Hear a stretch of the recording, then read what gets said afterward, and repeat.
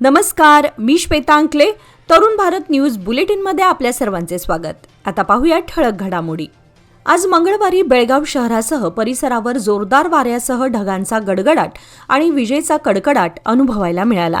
सायंकाळी सुमारे 4:30 वाजता सुरू झालेल्या दमदार पावसामुळे शहरातील प्रमुख रस्त्यांवर पाणी साचले आणि काही ठिकाणी गटारी भरून रस्त्यावरून वाहत होते.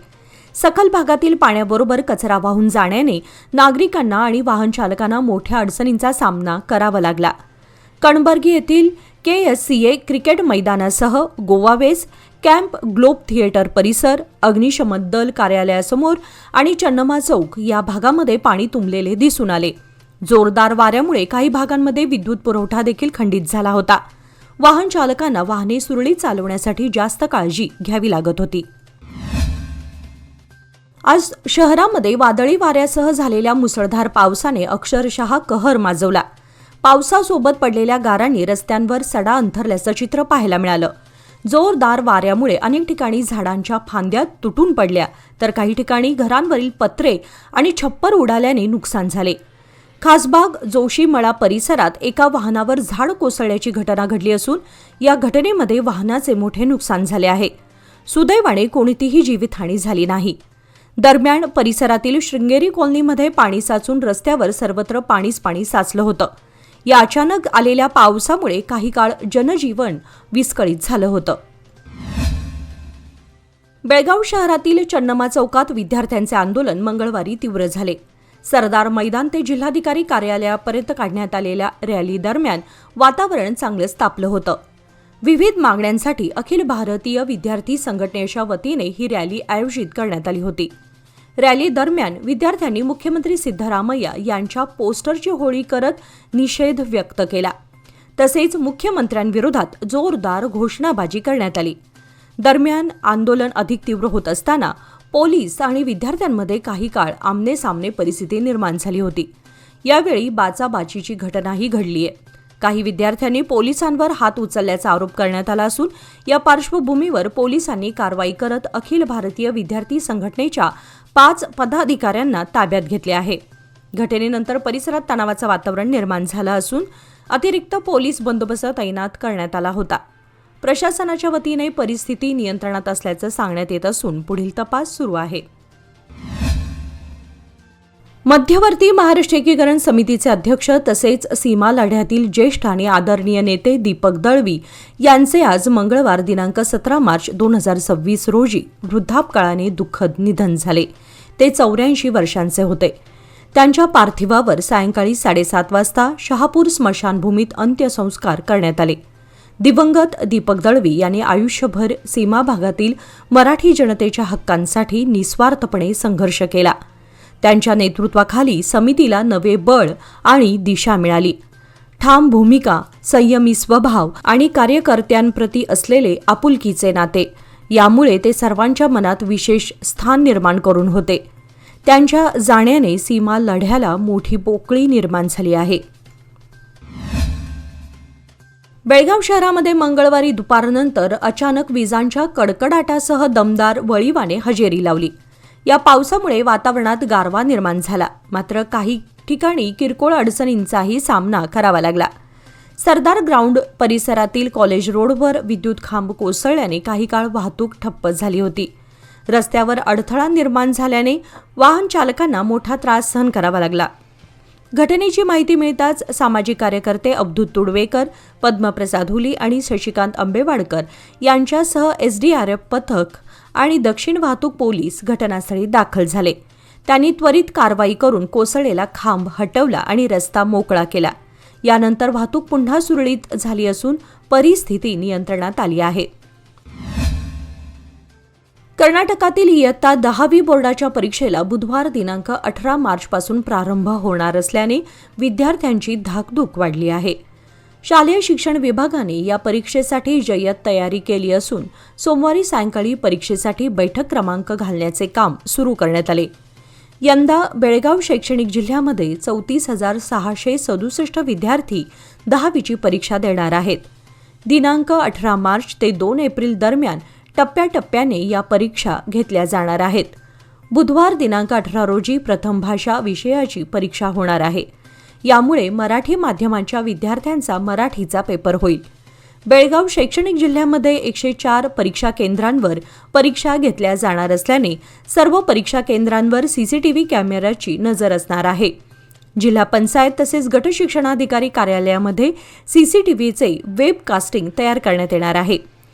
10वीची परीक्षा सुरळीत पार पाडावी यासाठी जिल्हा शिक्षणाधिकारी लीलावती हिरेमठ यांनी काटेकोरपणे नियोजन केले आहे. कोणत्याही परीक्षा केंद्रावर ढिसाळ नियोजन आढळल्यास संबंधितांवर कारवाई करण्याचा इशारा देण्यात आला आहे. यावर्षी निकाल वाढावा यासाठी शैक्षणिक वर्षाच्या सुरुवातीपासून विविध उपक्रम राबवण्यात आले. त्यामुळे हे उपक्रम यशस्वी ठरले का हे परीक्षेनंतरच समजणार आहे. बेळगाव उत्तरचे आमदार आसिफ सेठ यांनी स्थानिक समुदायांनी आयोजित केलेल्या इफ्तार सोहळ्यामध्ये सहभागी होण्यासाठी दरबार गल्ली आणि वीरभद्रनगर डबल रोडला भेट दिली. त्यांनी रमजानच्या पवित्र महिन्यासाठी मनपूर्वक शुभेच्छा दिल्या आणि सर्व समुदायातील नागरिकांना ऐक्य, सौहार्द आणि बंधुभावाच्या ज्वलंत भावनेमध्ये एकत्र येण्याचे आवाहन केले. दोन्ही परिसरामध्ये रमजान उत्सवाचे वातावरण उत्साही आणि गजबजलेले होते. अनेक खाद्य स्टॉल्समुळे कुटुंबे आणि पर्यटक आकर्षित झाले, तर दरबार गल्ली येथील खरेदी केंद्रातही गर्दीचे दृश्य दिसून आले. आमदारांनी गर्दीचे व्यवस्थापन सुनिश्चित करण्यासाठी पोलीस विभागाचे सहकार्य मानले. तसेच जमात सदस्यांचे प्रयत्न कौतुकास्पद असल्याचे नमूद केले. व्यापारी वर्गाला त्यांनी शुभेच्छा दिल्या आणि त्यांच्या सातत्यपूर्ण प्रगती व यशासाठी प्रार्थना केली.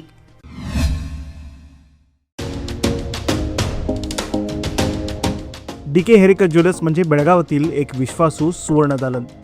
दिवसेंदिवस वाढत चाललेल्या सोन्या चांदीच्या किमतीमुळे ग्राहकांची धांदल उडत आहे. पण आमच्या सुवर्ण दालनात मिळतो उत्तम ग्राहक सेवा, शुद्धतेची खात्री आणि वर्षानुवर्षाचा विश्वास. म्हणूनच आमचं तुमच्याशी नातं 52 कशी सोन्यासारखं उजळून निघतं.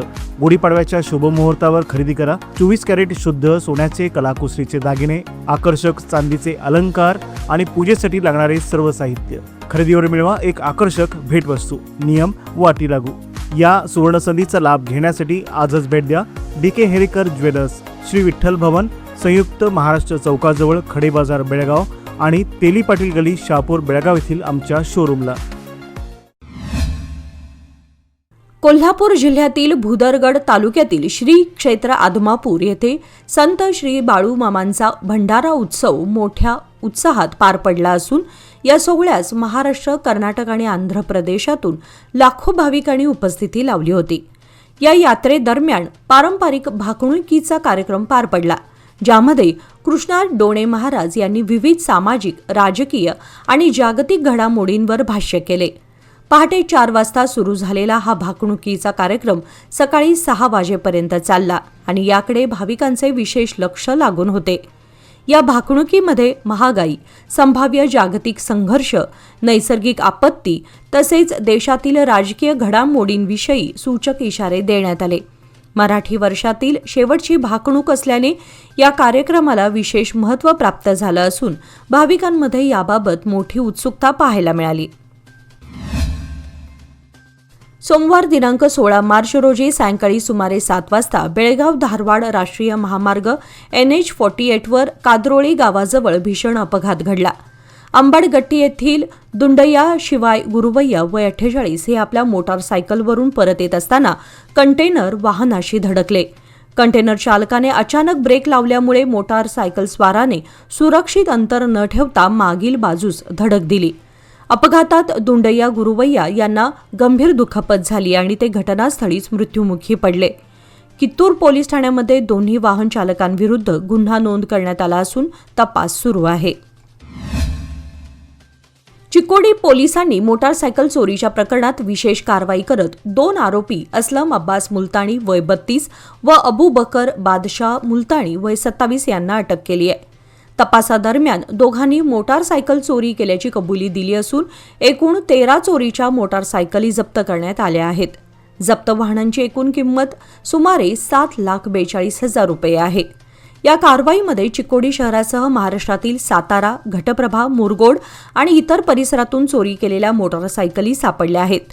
पथकाचे नेतृत्व PSI बसगौडा नेर्ली यांनी केले, तर अतिरिक्त SP RB बसरगी, DSP Gopalkrishna Gowda व CPI विश्वनाथ चौगळे यांनी मार्गदर्शन केले.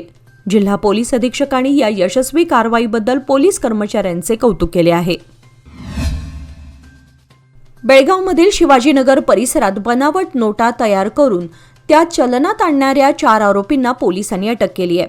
सोमवारी जुन्या भाजी मार्केट जवळील कार पार्किंग परिसरात मार्केट पोलिसांनी सापळा रचून ही कारवाई केली. मिळालेल्या माहितीनुसार आरोपी गोव्यातून बेळगावात येऊन बनावट नोटा खपवण्याच्या तयारीत होते. या कारवाई दरम्यान पोलिसांनी 500 रुपयाचे तब्बल 495 बनावट नोटा जप्त केल्या असून या प्रकरणाचा तपास अधिक गतीने सुरू आहे. अटक करण्यात आलेल्यांपैकी एकाची ओळख मोहम्मद अरबाज मोहम्मद आदम वय 21 अशी पटली आहे. उर्वरित आरोपींबाबत अधिक माहिती मिळवण्याचं काम सुरू असून त्यांच्या पार्श्वभूमीचा शोध घेतला जात आहे. दरम्यान मंगळवारी सर्व आरोपींना न्यायालयात हजर करण्यात आले असून पुढील चौकशी सुरू आहे.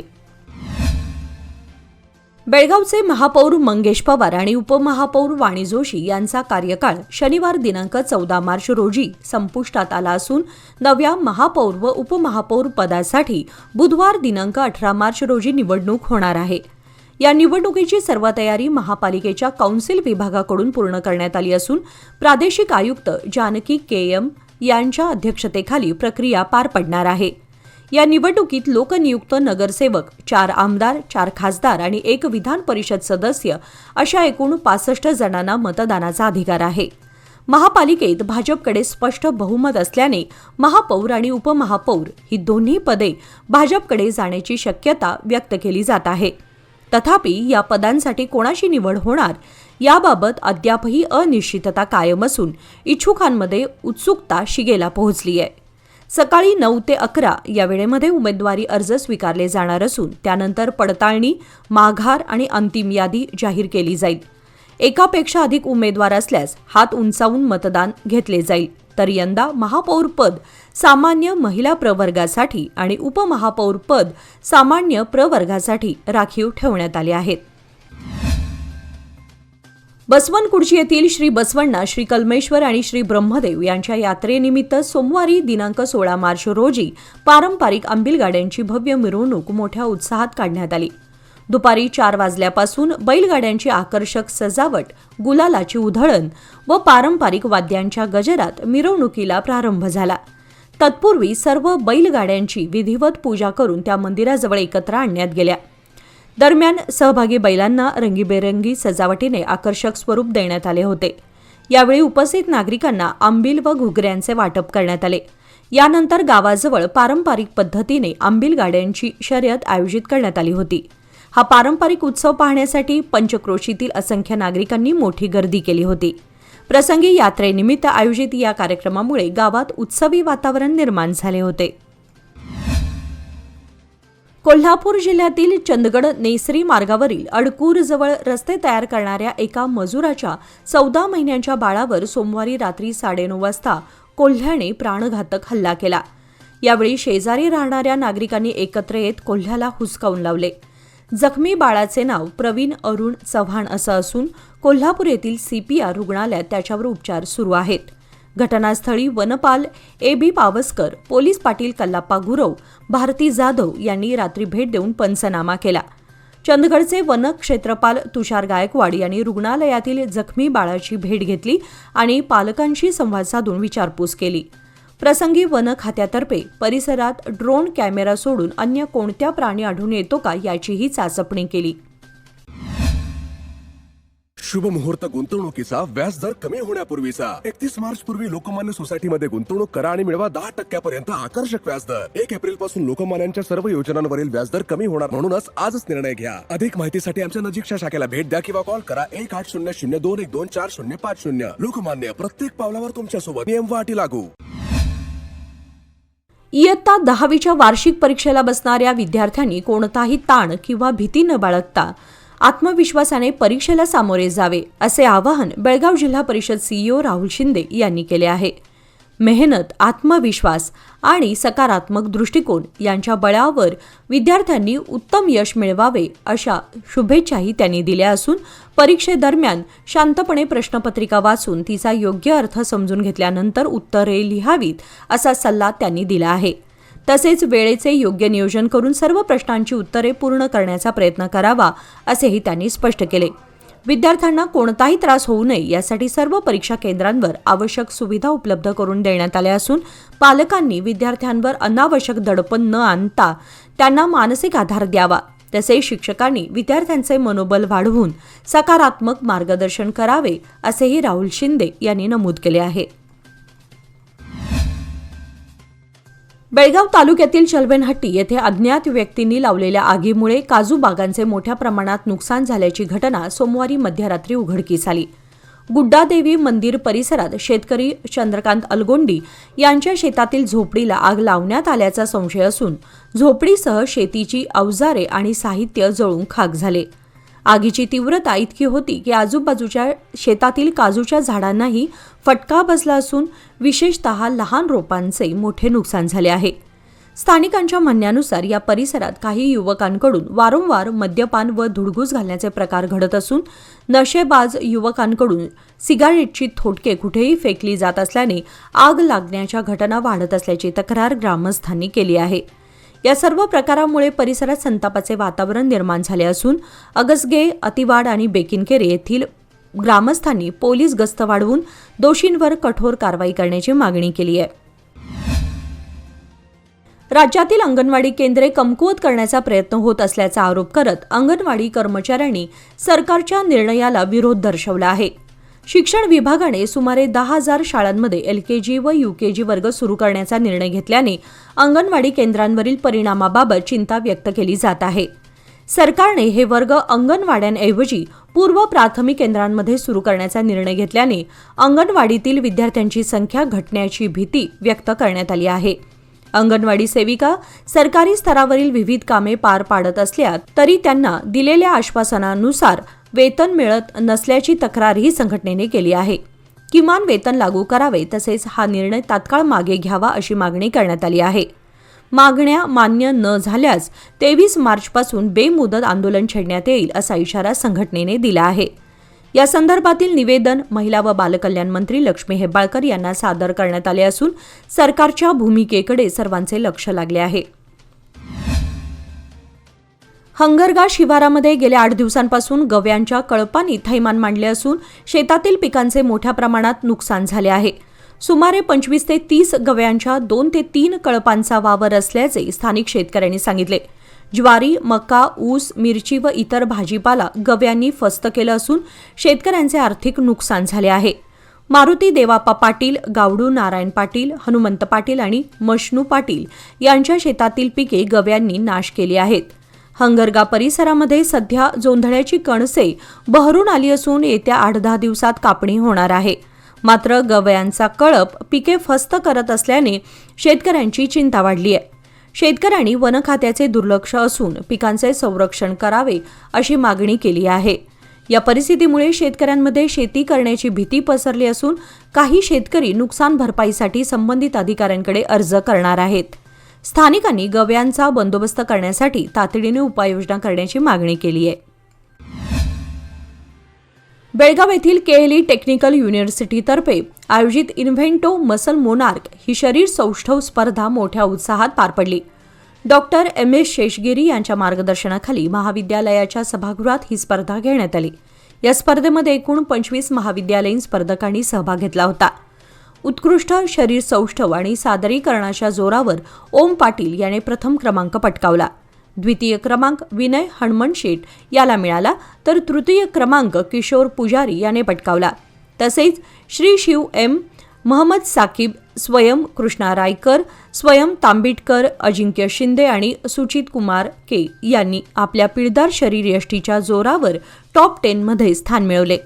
स्पर्धेतील विजेत्या स्पर्धकांना मान्यवरांच्या हस्ते पदक, चषक, प्रमाणपत्रे आणि भेटवस्तू देऊन गौरवण्यात आले. निपाणी शहरामध्ये गुढीपाडव्यासाठी बाजारपेठ सज्ज झाली असून मुरगुड रोड, बेळगाव नाका आणि कोरवी गल्ली येथे मेस काठी विक्रीसाठी ठेवण्यात आल्या आहेत. गतवर्षी प्रति मेसकाठी 100 ते 200 रुपये होते, तर यावर्षी त्यांचे दर 100 ते 250 रुपयांपर्यंत वाढले आहेत. व्यापारी राजेंद्र मांजरेकर यांनी सांगितले की यावर्षी दरवर्षीपेक्षा 10 ते 15% वाढ झाली आहे आणि युद्धजन्य परिस्थितीमुळे वस्तूंचे दर संपूर्ण बाजारपेठेमध्ये वाढले आहेत. गुढीपाडवा हा सण हिंदू नववर्षाच्या प्रारंभाचे प्रतीक आहे आणि प्रत्येक घरामध्ये गुढी उभारण्याची परंपरा आहे. लोक या दिवशी गुढीसाठी मेस काठीचे पूजन करतात आणि नववर्षाच्या मुहूर्तावर कपडे, सोने चांदी व इलेक्ट्रॉनिक वस्तू खरेदी करतात. मंदीतून बाजारपेठ प्रभावित झाली असून नागरिकांसमोर आर्थिक आव्हाने उभ्या राहिल्या आहेत. बेळगाव शहरातील भाग्यनगर येथील MV हेरवाडकर इंग्रजी माध्यमिक शाळेच्या प्राथमिक विभागातर्फे आयोजित करण्यात आलेल्या उन्हाळी शिबिराचे उद्घाटन मोठ्या उत्साहात पार पडले. या कार्यक्रमाला शाळेच्या व्यवस्थापन मंडळाच्या सदस्या बेला शिवलकर, मुख्याध्यापिका शोभा कुलकर्णी तसेच प्रभारी मुख्याध्यापिका दीपा कामत यांची प्रमुख उपस्थिती होती. याशिवाय विद्यार्थी, शिक्षक आणि पालक मोठ्या संख्येने उपस्थित होते. या उन्हाळी शिबिरामध्ये विद्यार्थ्यांसाठी श्लोक पठण, कविता वाचन, योग, नृत्य, विविध प्रकारची चित्रकला, परदेशी भाषांचे प्रशिक्षण, पारंपरिक खेळ, पपेट शो तसेच अभिनय अशा विविध उपक्रमांचे आयोजन करण्यात आले आहे. शहर आणि परिसरातील अनेक विद्यार्थ्यांनी या शिबिरामध्ये उत्साहाने सहभाग नोंदवला असून उन्हाळी सुट्टीचा सदुपयोग करताना विद्यार्थ्यांना विरंगुळाही मिळेल असा विश्वास संस्थेच्या वतीने व्यक्त करण्यात आला आहे. मंगळवारी धारवाड जिल्ह्यामध्ये मुसळधार पावसासह गारांचा वर्षाव झाला असून कलघटगी शहर अक्षरशः मिनी काश्मीरसारखे दिसू लागले. तासाभरापासून झालेल्या सततच्या पावसामुळे कलघटगीतील रस्त्यांवर गारांचा थर साचला होता, ज्यामुळे दुर्मिळ असे दृश्य पाहायला मिळाले. या पावसामुळे गेल्या काही दिवसांपासून वाढलेल्या उकाड्याने हैराण झालेल्या नागरिकांना मोठा दिलासा मिळाला. जिल्ह्यातील अनेक भागामध्ये मेघगर्जनेसह पावसाच्या सरी कोसळल्या. मागील अर्ध्या तासातील पावसामुळे काही काळ वाहतुकीवर परिणाम झाला असून जनजीवनही विस्कळीत झालं. अलीकडच्या दिवसांमध्ये वाढत्या तापमानामुळे त्रस्त असलेल्या नागरिकांनी या गारव्याचा आनंद घेतला. याचबरोबर आजचे बातमीपत्र इथे संपले. अधिक माहिती आणि ताज्या घडामोडींसाठी पाहत रहा तरुण भारत न्यूज चॅनल. तसेच आमच्या चॅनलला लाईक, शेअर आणि सबस्क्राईब करायला विसरू नका आणि विश्वासार्ह बातम्यांसाठी दररोज वाचा दैनिक तरुण भारत. धन्यवाद.